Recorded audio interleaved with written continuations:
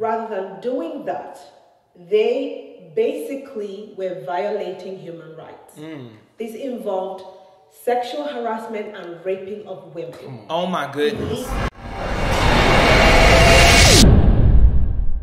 What's up, everybody? I'm Rel. I'm Dio. And we are back at it again, reacting to what is really happening in Nigeria, ENDSARS. And this is by the Adanna and David family. And we're also going to play a song at the end. Dunson Oyekin and Ty Bayo Oranmo Nis Vayati spontaneous song. So yes, yeah.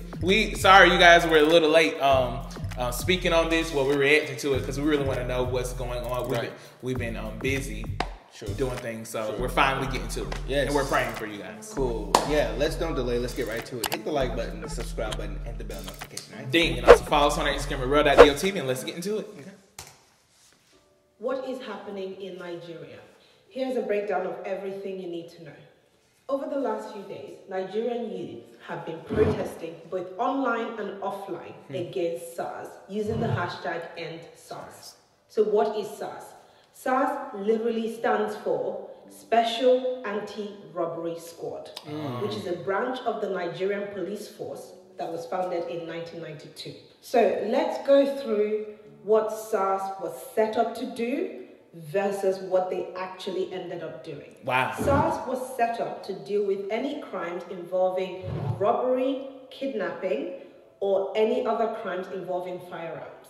Rather than doing that, they basically were violating human rights. This involved sexual harassment and raping of women. Oh my goodness. Illegal detention of youth. Illegal and irrational profiling. Literally, the profiling was as ridiculous as having dreadlocks, piercing, an expensive mobile phone, an expensive car. That is one of the reasons that they could stop you. So I literally could be walking on the street in Nigeria and I will be stopped because I looked out of the norm. Wow. Extremely ridiculous. That's terrible. When did SARS actually stop doing what they were hired to do? They started growing in notoriety in 2010, the same year that Amnesty International informed the Nigerian police that they will be sued for human rights abuse. In the same year, 2010, a report came out alleging that the SARS and other police unit had benefited a total of 9.3 billion naira, an equivalent of $60 million from roadblocks and extortion. So it became clear that their mission had changed. Wow. What was their new mission? Make more money by any means necessary. Sad. Greed.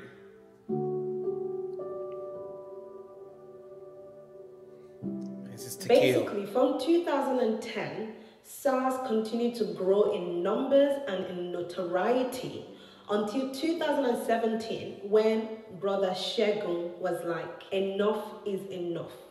So using the hashtag ENDSARS, he went to social media along with other courageous Nigerian youth protesting against SARS and calling for an end to police brutality and police oppression. Wow. Prior to what's happening now, a lot of people have started signing online petitions for the total disbandment of SARS. Protests had shifted offline, where there were peaceful gatherings across different states in Nigeria. So what really led to the uproar in October? It started October 3rd, 2 days after Nigeria's 60th independence, where a video was trending on social media of a SARS police officer shooting and killing a young man in front of a hotel in Delta State after they had taken his Lexus SUV. By the 8th of October, it became a nationwide protest. People were angry. Literally, the frustrations of all the years of dealing with this barbaric squad, people had had enough. There was a nationwide protest, and yet this protest was interrupted by the very same SARS who harassed Nigerian citizens who were protesting peacefully. They attacked them with tear gas, spraying them with water, destroying their cars, arresting them illegally. People had had enough. And yet, with all of that force and every attempt to end the protest, they did not succeed. And by October the 11th, the Inspector General of Police had announced the total disbandment of SARS. We have to give credit for the little victory. Right. Wow. And now the question is, why are people still very angry? The announcement of the total disbandment of SARS happened on the 11th of October, but there is still very much active protest happening in Nigeria. Why is that? So here is what I've gathered from the current climate of what is happening in Nigeria. The first thing is, a day after the disbandment, on the 12th of October, an innocent protester was shot and killed. A lot of people were injured, and still so many people were illegally arrested. The second point is, people are very, very angry. The youth are angry with the older generation, for the lack of a better word. First is the politicians, okay, that have basically gotten us to the situation that we're in. Second, having spoken to a lot of my friends back home in Nigeria, they're very angry at our parents. Yes, I went there. Because a lot of parents are actively preventing their children from going on the streets to protest. And I do understand that it comes from a place of love, because you know or you fear that your child might get hurt. Yeah, absolutely. But this is a chicken and an egg situation, because if every parent prevented their children from going out to the streets to protest, who's going to protest? How is change going to come? Like, literally, we will not achieve anything. And having chatted to a lot of my friends who are still considered youth, the summary is, Nigeria is the way it is because all of the older generation have had to keep quiet and suppressed the oppression. But newsflash, we live in a millennial digital age where people are woke and hyper-connected. So news travels fast and people are fed up. And the feedback is, the older generation, our parents, our politicians, you really need to be woke and hyper-connected. That's just the feedback. The third is the silence from the government. Like, it literally took our president a gazillion years to actually make a comment about this. Literally, his speech was a day ago. Wow. And there was nothing tangible. Like, I have had chats with my friend about President Buhari's comment, and everyone echoes the same thing. It's basically, well, he's sitting there reading off a script. There is nothing that shows emotion. There's nothing that shows that he's connected with the situation. Like, literally, the people who we've entrusted our future to are so emotionally disconnected that nothing we face really affects them. So that is something that the youth find very worrying. Another reason is, this is the fourth time that SARS is being banned.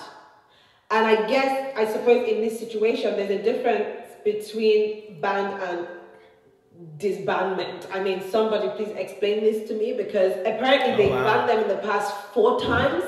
So right now that the government has announced a total disbandment of SARS, the fact of the matter is, people don't believe it. Especially because the news came out in such a way that was basically interpreted as, we're going to take the same people, disguise them, spread them into the same police force, call them something else, and basically it's the same people perpetuating the same thing. So what is the change here? I mean, let's circle back to 2018, where one of the reforms of SARS was to basically add an F in front of SARS. So we literally went from SARS to FSARS. I mean, the fact is, people don't believe that this is the last time, that literally that this is for real, and that's why people are still protesting. Now, from what I've gathered, the only way that we can level up with the youth who have quite frankly had enough is the 5 of 5 hashtag that is going on. So I'm not saying don't use the hashtag ENDSARS anymore, but the fact of the matter is, well, if the government have announced that SARS has totally been disbanded, now that people are still on the street, they're literally demanding 5 things that have to happen before they're assured that this time it is for real. Now let's go through those 5 things. The first is to release all detained protesters around the country. 2, compensation and justice for the families of the people who were killed as a result of police brutality. Absolutely. 3 is the investigation and prosecution of police officers who were involved in these crimes. And while doing that, set up an independent body and broadcast it live so we know that there's no foul play happening in the back. These are the first 3 points that should be done effective immediately. 4 is to increase police salary. Like, I couldn't agree more. If we go back to the fact that in 2010, a report came out that the SARS have extorted a total of $60 million from illegal stop and search, harassing people on the street. Like, these things will not be happening if people had money to feed themselves and their family. So the 4th point is increase police salary. Wow. The last point is psychological evaluation and retraining of police prior to their employment. I personally don't think these 5 things are ridiculous. If the government really claim to understand why these things need to be stopped, if they actually are coming out publicly to support the disbandment of SARS, none of these 5 points sound ridiculous in my opinion. So with all of this background information provided, the real question is, what can you do? What can you do? Now, the first thing is, well, let's talk about what you can do that doesn't even involve money. I know that there's still a lot of trend regarding ENDSARS petition or the ENDSARS text message challenge to your state senators, but the reality is the government have announced that they've disbanded SARS. So I'm not trivializing that hashtag, but really the fact that there's still a lot of angry youth in the streets protesting for a total police reform, I think that our greatest strength lies with social media and our platforms. How much we can advocate, how much we can show up, how much we can spread the message, how much we can amplify our voices or the voices of the people who have been supporting this cause for the longest time. So, like I said, I'm not trivializing the hashtag ENDSARS, but now we're trying to test the government to say, okay, how much do you really mean when you say you've really ended SARS?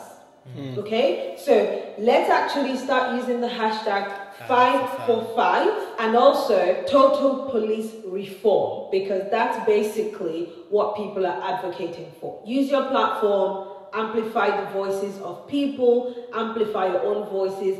That's the way that we can spread the message, and that's the way we can get international attention, which will inevitably put pressure on the Nigerian government. Another thing that you can do that doesn't involve any money is joining a peaceful protest. The fact of the matter is, right, if people don't want you to protest, they will always find a reason to trivialize that protest or to accuse you of causing harm. But if you go to a protest with the intention not to vandalize, not to cause any chaos, but to prove a point to the government, I believe that works. So join a peaceful protest if you're physically on ground in Nigeria. There is still the pandemic, so please make sure to be safe and put on a mask if you're going to join a physical protest in Nigeria. Now, let's talk about things that involve money.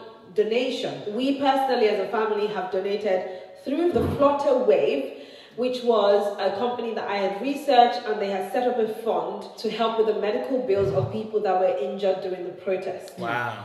There's also the fund for the legal fees of people who were detained illegally. There is a fund to host and to cater to protesters that are spending overnight in places that are not comfortable. So these are ways that you can help. There is also the Feminist Coalition Fund.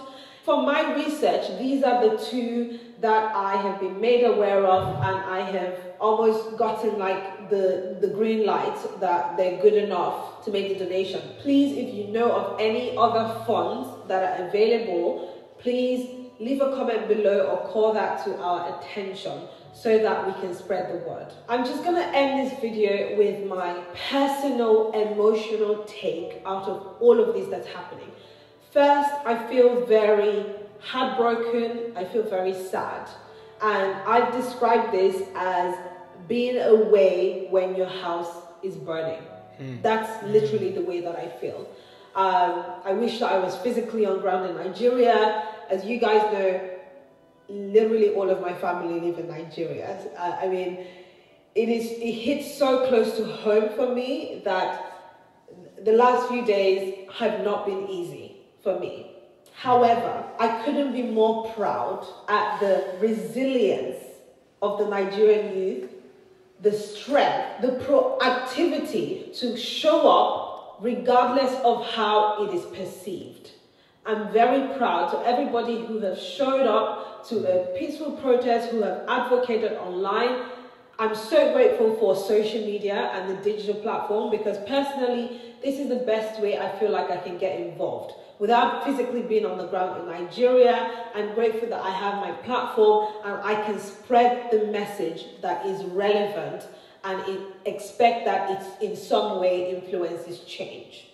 So personally, I want to just commend everyone who is taking a front row seat at this, and I'm very hopeful for change. I know that it's going to come really slow because the older generation have no plans of leaving. They're still there. We wish them well. We wish them good health.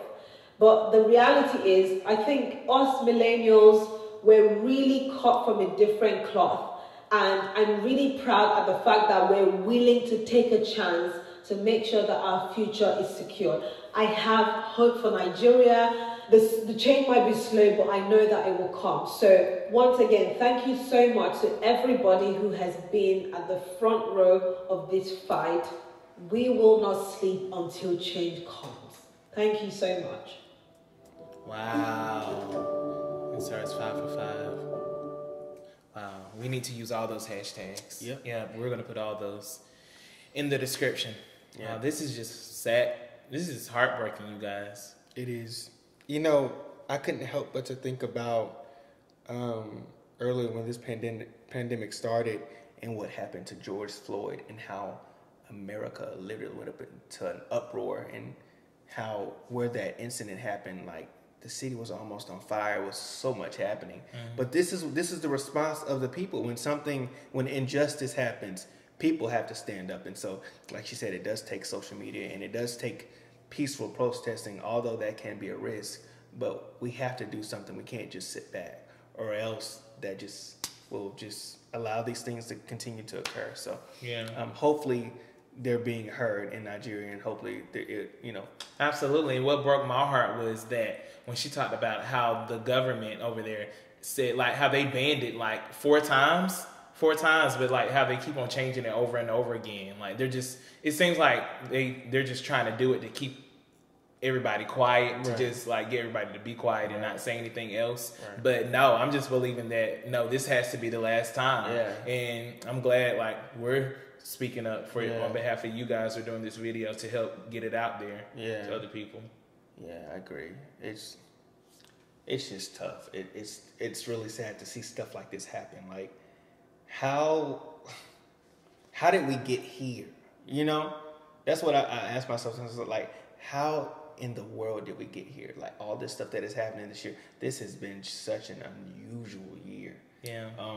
But I guess what's done in the dark eventually comes into the light. So it's all about exposure at this point. Get it exposed. Get all the bad, everything that's been hidden for so long. It's coming to the forefront, so we can deal with it. So that's what we're gonna do. We're gonna deal with it. Just pray. We're praying, you guys, and just we know that we serve a God who's a God of justice. Absolutely, He's a God of justice. Absolutely. So I'm believing that justice will come. Yeah, and that takes persistence. Yeah, persistence. Even for us to speak up. Yeah, it takes persistence, especially in prayer as well. Like, sometimes we don't think God is hearing us, but like he said, just like that lady kept going to that judge in that parable, he said, I'm not going to answer your request, because I am a righteous judge, I'm going to answer your request because you're so persistent and you keep bugging me. And God's like, won't I do this for my children who cry out to me day and night? So it takes us to constantly be before God and crying out for justice and not giving up, because it's so easy to, lose hope. So just got to remain consistent and persistent. So yeah, absolutely, that's good. And shout out to the lady who did this video. She did it, so it was beautiful. Yeah, well she put this together. Absolutely. It was beautifully done. Yeah, thank you for this. So thank you. It gave us some clarity on what's really going on in Nigeria. She did a great job. Absolutely, a great job. Yeah. And now we're gonna play a song. All right, you guys, here we go. Dunsin Oyekin. I believe this is a spontaneous song, so let's get to it. Okay.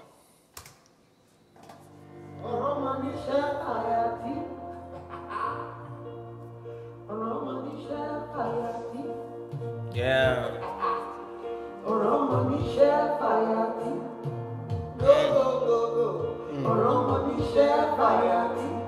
Wow. That's his name.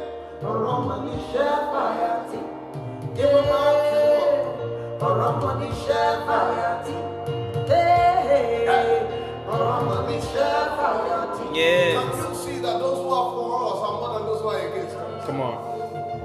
Yes. Come on. As we began to sing that chant, I saw angels supplied like never before, Yeah. waiting for you to move. Because Oromani Shema Fayati, what was it? Oromani Shema Fayati. Yes, he's dependable. You can take it to the bank. Oromani Shema Fayati. Yes. He will stand by you. He Woo. will work with you. It's a power in your hands. Your hands are the hands of Jesus. Hey, Rama, your voice, for he will hear you. Yes, Jesus. He will hear you. Yes, Jesus. Your voice is the voice of God. Your voice is the Thank you, Jesus.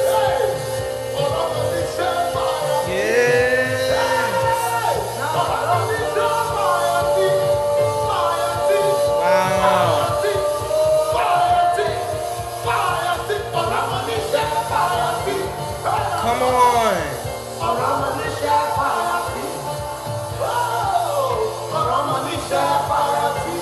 Wow.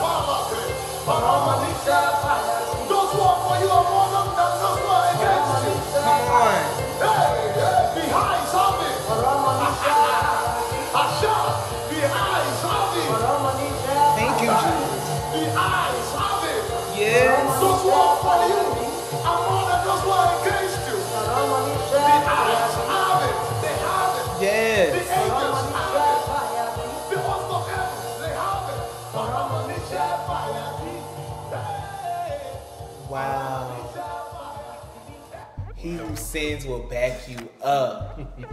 If God is for you, like he said, who can be against you? Who can be against us? Who can be against you, Nigeria? God is for you. He's backing you up. Like he said, he's backing you up. Amen. We need to be reminded of that, because it's so easy to get discouraged by the media and everything that's going on. But we gotta remember who is for us. Who's for us? Come on now.